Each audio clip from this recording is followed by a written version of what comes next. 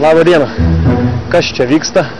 Piketas? Koks čia piketas? Klausyk, žmonės taip spontaniškai susirinko apgint mokyklos. Man paskambino, kad neteisėtai neįleidžiama dirbti darbininkams.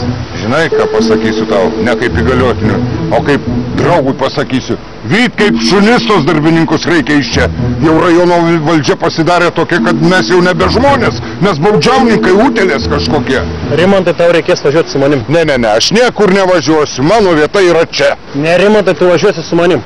Esi sulaikomas dėl nesankcionuoto piketo organizavimo. Einam. Einam. Nesąmonės.